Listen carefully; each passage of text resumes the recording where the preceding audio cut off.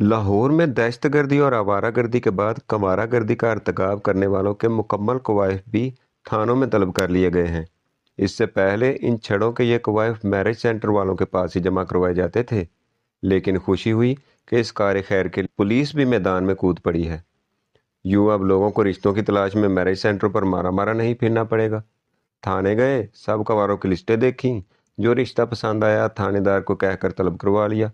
यही नहीं, छड़े भी हर हफ्ते थाने हाजिर होकर पूछा करेंगे कि सर बड़ी देर हो गई, मेरा भी कुछ कर लें।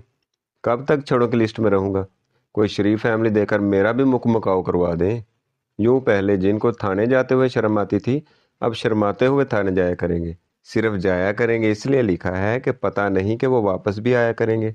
वैसे जो रिश्ते कानून बनवाएगा वो सब कानूनी होंगे। यूं भी शादी के बाद सारे रिश्ते कानूनी हो जाते हैं।